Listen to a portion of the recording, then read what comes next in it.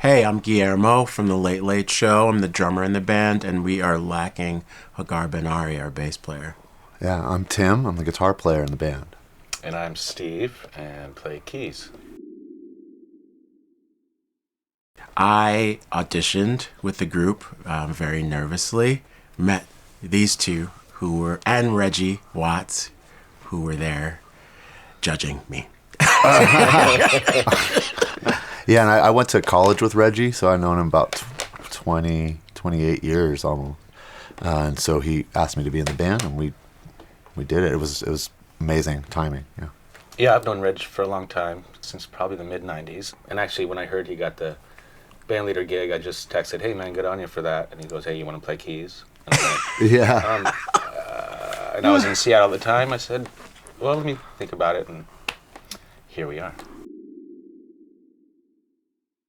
Inspiration, a glass of wine, and some weed. Time tested. Tried and true.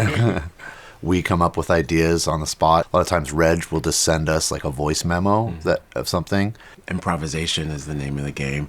I think it's improvisation and versatility in our group, because in a show we're constantly mixing and remixing styles and feels and ideas, and sometimes we get confused because we have so many compositions and cues, and show orders change and shift, and we're like, what was that? And the naming of tunes. I mean, I think there's maybe, I don't know, there's over 900 shows, so No, there's got to be at least 2,000 songs that we've done.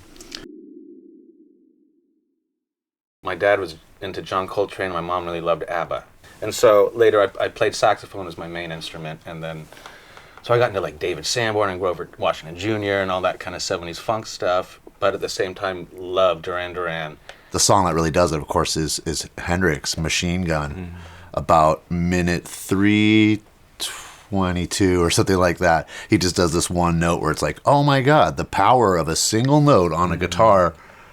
That just, that means the world to me. for me, the one or two songs, it would have to be something from Art Blakey. Maybe Art Blakey's Moanin' or Art Blakey Free For All. Try to maintain your flexibility. Try to put yourself in uncomfortable musical situations or uncomfortable cultural situations and try to succeed.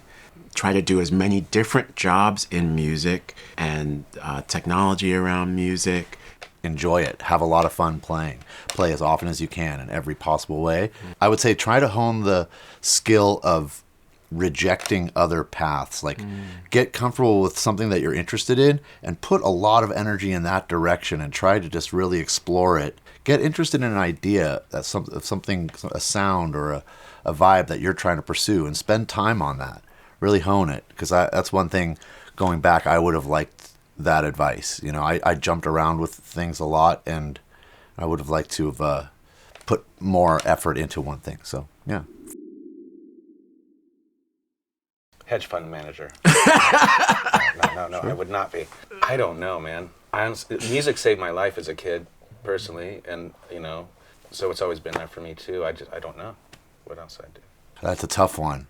But probably, you know, just do something with my hands. Probably be in some sort of creative producer category of... Like popcorn shrimp. Sure. What? Truth be told, I hate movies. I just don't watch TV or movies. I don't like consuming that. The Raisinettes or the Whoppers, any of that vibe. The Whoppers are good. If we had more Maltesers here in the United States, that would be perfect. It's amazing, and it's a point where stress goes down when I think about my royalties and the work that we've been able to do as collaborators and my own work as a solo artist. So I feel incredibly thankful to be a member of this organization.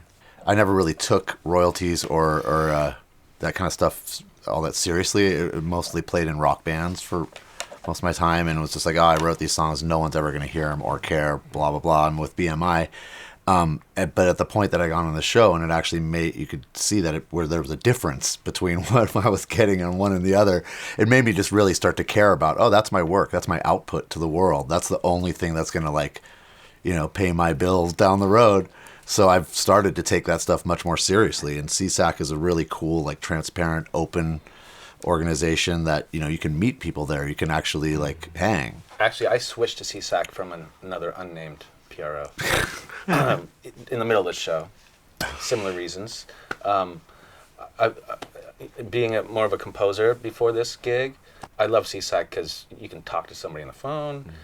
Mario will get back to me. Aaron, it's more of a familial thing. I like that. Before it was you're just one of, you know, many.